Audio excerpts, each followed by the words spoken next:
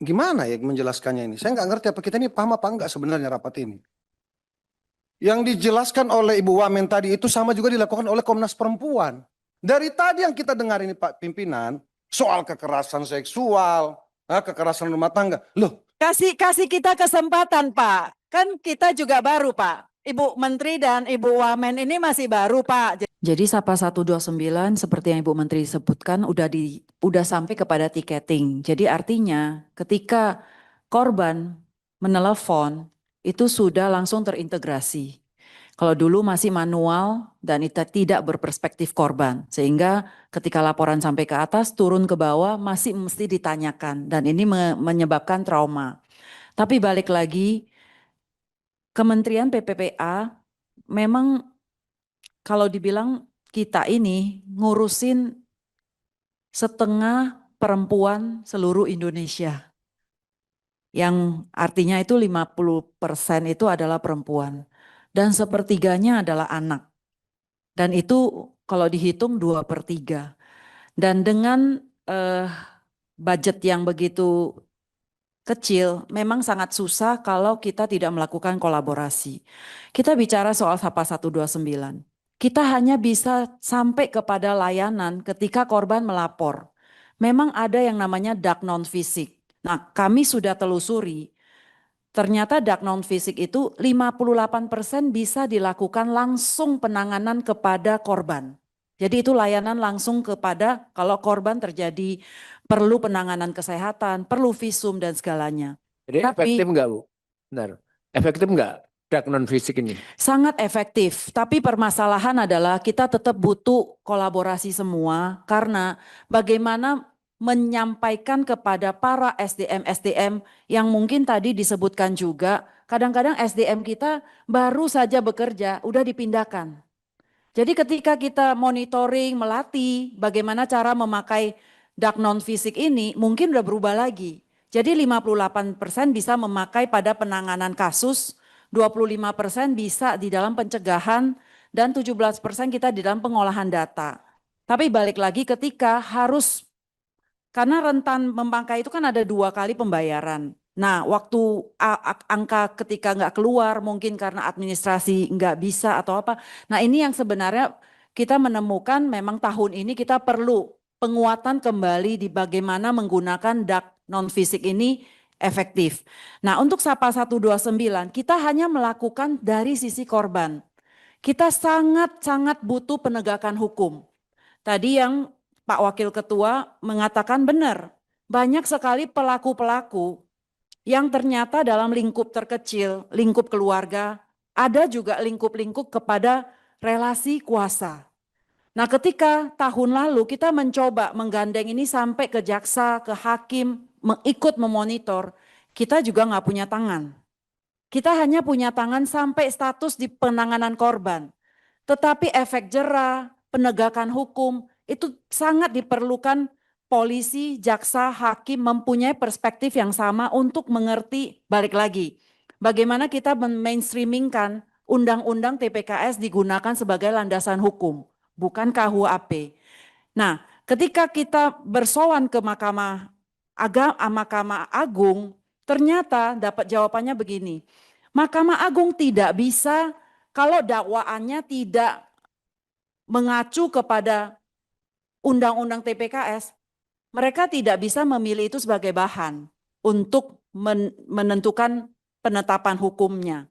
Akhirnya balik lagi harus jaksa dan juga polisi yang diberi perspektif penguatan undang-undang TPKS. Dan undang-undang TPKS ini kita sedang turun ke Permen untuk coba melakukan revisi di dalam modul-modul penguatan. Ada kemajuan yang sudah dilakukan karena dari tahun 2024 polisi Kapolri sudah membuat sebuah direktorat. Jadi Direktorat Polri punya direktorat khusus untuk penanganan terhadap perempuan dan anak dan juga perdagangan orang. Dan kemarin baru di launching bersama Ibu Menteri, jadi bodinya Direktorat Polisi itu yang pusat, mereka juga perlu dana untuk menganggarkan untuk penguatan Direktorat Poldanya.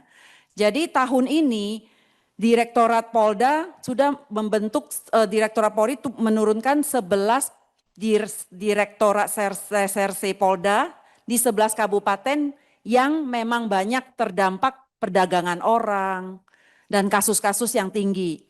Nah, dan juga 22 Kapolres, di mana afirmatif Pak Polisi, Pak Kapolri sudah mengafirmatif bahwa direkturnya itu perempuan. Makanya kemarin itu banyak sekali para polwan kita berkumpul bersama. Tapi balik lagi, sekarang kita punya kombinasi, artinya Direktorat Polda akan dibentuk tahun ini yang akan melekat kepada UPTD. Balik lagi, ini yang perlu penguatan. Penguatan apa? Perspektif memakai undang-undang TPKS ini. Nah, balik lagi, bagaimana kita memberikan penguatan itu pasti memerlukan dana juga untuk pelatihan, untuk bagaimana penguatan, dan tahun ini kita berprinsip kita bukan hanya melakukan ini cuman pemberian materi, mengajar, selesai. Tapi kita pengen dalam 1 tahun ini di dalam step-stepnya apa yang sudah diberikan, apa yang hasil dilakukan, apa monefnya. Akhir tahunnya evaluasi. Sehingga ini semacam program sekolah penguatan kepada para penegak hukum, para tentu SDM-SDM kita yang ada di UPTD, supaya mereka punya perspektif ini. Tapi ujungnya yang paling penting adalah kami juga sudah berkolaborasi dengan KUM dan juga desa. Bagaimana dana desa itu juga harus menaruh mainstreaming perspektif untuk perempuan dan anak. Nah, ini juga yang kita lakukan, bagaimana dengan budget yang sedikit kita mencoba memainstreamingkan ini ke antara KL. Bahwa perspektif perempuan itu bukan hanya kerjaan Kementerian PPA saja. Kalau semua kementerian mempunyai perspektif perlindungan inklusif, kita nggak ngomong perempuan deh. Kadang-kadang kalau ngomong perempuan agak sensitif. Karena kalau di daerah kota perempuannya semua banyak ngomongnya. Pimpinan, izin pimpinan. Monggo. Izin pimpinan. Ya, Pak. Mohon maaf sekali pimpinan. Ini dari penjelasan Ibu Wamen. Kok saya melihat ini seperti keluar dari koridor. Itu gimana ya menjelaskannya ini? Saya nggak ngerti apa kita ini paham apa enggak sebenarnya rapat ini. Yang dijelaskan oleh Ibu Wamen tadi itu sama juga dilakukan oleh Komnas Perempuan. Coba kita pahami sama-sama dulu deh. Definisi pemberdayaan perempuan ini apa sebenarnya? Pemberdayaan perempuan ini apa sebenarnya Bu Menteri? Mohon maaf dengan segala hormat, saya orang baru juga. Tapi bahasa Indonesia kita masih paham gitu. Dari tadi ini kita bicara perlindungan hukum, pendampingan hukum, advokat. Ini sebenarnya maka saya bilang ini Polres atau apa? Lo apa bedanya dengan Komnas Perempuan? Sama juga penegakan hak asasi manusia, penegakan hukum dan lain sebagainya. Yang saya tangkap ini pimpinan izin, yang namanya pemberdayaan perempuan ini kalau ada kelompok perempuan mau dia janda, mau lansia atau kelompok ibu rumah tangga yang kemudian pengen berusaha, kekurangan modal, tentu tidak Kemen P3A yang memberikan modal, tapi paling tidak ada koordinasi antar lembaga. Bahwa misalnya ke BUMN misalnya atau perbankan, itu langsung dilakukan oleh Kemen P3A. Di dapil kami Pak Menteri, Kemen P3A selalu menjadi pertanyaan Bu Wamen, mohon maaf. Bu Menteri bukan Pak Menteri. Iya. Selalu menjadi pertanyaan. Betul. Bu Wamen, Mohon maaf. Tahan dulu. Sebentar. Oleh Kementerian P3A. Ini tidak ada unsur, mohon maaf, tidak ada apa Betul. urusan batin, tidak ada. Ya. Ini menjadi pertanyaan. Dari tadi yang kita dengar ini Pak Pimpinan, soal kekerasan seksual, kekerasan rumah tangga. Loh, gimana ini? Ini jauh dari pemberdayaan, ini jadi kayak Belum selesai, kayak Pak. badan gitu loh. Belum selesai, kasih saya 5 menit. Jadi kita bicara tadi di perlindungan, karena kita kan pemberdayaan dan perlindungan, Pak. Jadi saya bicara di sisi perlindungan. Tapi tahun ini kami dari kementerian kami juga sudah mengutarakan kita tidak mau berbicara di perlindungan saja. Kita mau bangun di pemberdayaan. Pimpinan, Makanya, kalau di luar negeri pimpinan, izin pimpinan, kalau di luar negeri Pak, janda-janda pun itu produktif. Lansia itu juga produktif.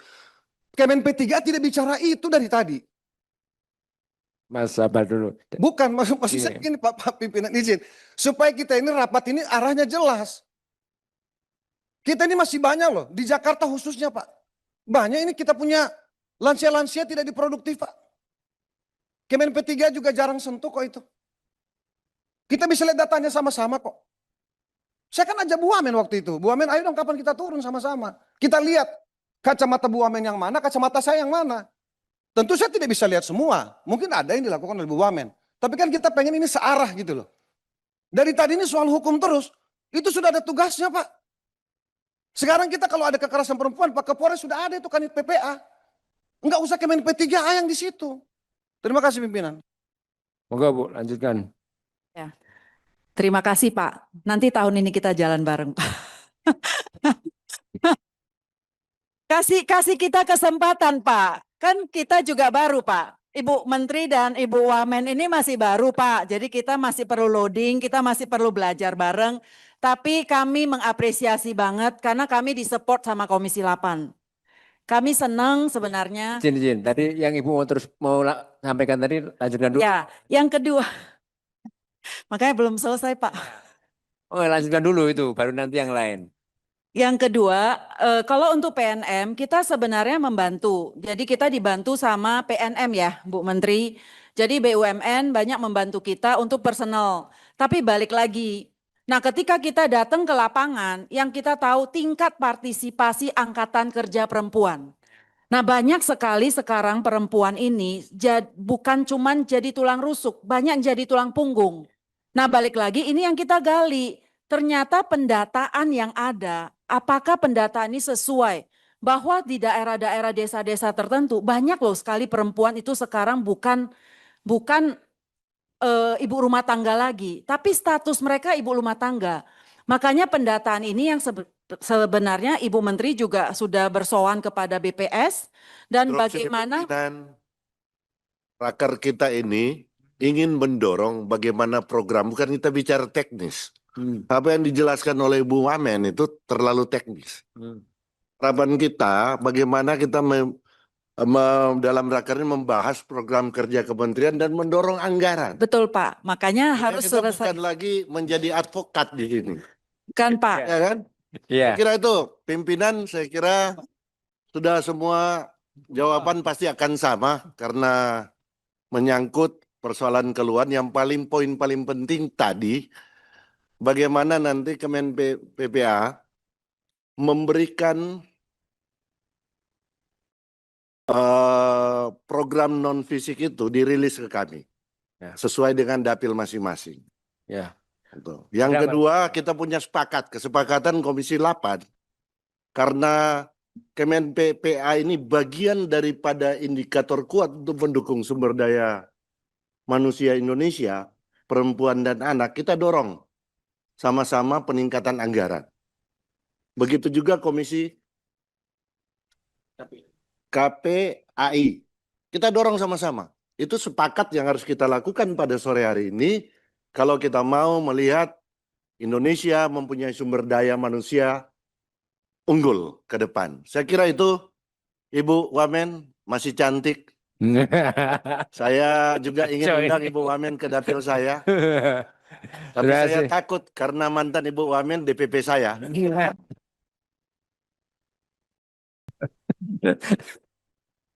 Izin menambahkan sedikit boleh? Moga. Pimpinan sidang. Ya. Moga Bu.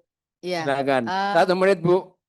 Ya, 2 menit Pak. Ya, Jadi kami menyambut baik semangat dari Komisi 8 untuk lebih berkolaborasi dengan kami. Jadi untuk DAK non fisik ini sudah kami lampirkan di laporan kami. Ada 305 ya kabupaten provinsi yang sudah mendapatkan. Bila ada dapil ibu bapak sekalian yang belum masuk di sini, kami mohon didorong di daerah tersebut agar bisa UPTD yang belum terbentuk bisa didorong untuk dibentuk. Kemudian yang kedua, pada saat penyerahan DAK non fisik kita bisa turun bersama-sama untuk bisa melakukan evaluasi. Terima kasih sekali atas support dan komitmen yang luar biasa dari Ibu Bapak semua dari Komisi 8. Terima kasih. Assalamualaikum warahmatullahi wabarakatuh. Waalaikumsalam. Tambah 1 menit lagi Bu. Ya. Nah ini kita rame ya. Jadi selama 1 tahun ini Subscribe, share, like, and comment. Subscribe, share, like, and comment. Subscribe, share, like, and comment. Subscribe, share, like, and comment. Subscribe, share, like, and comment.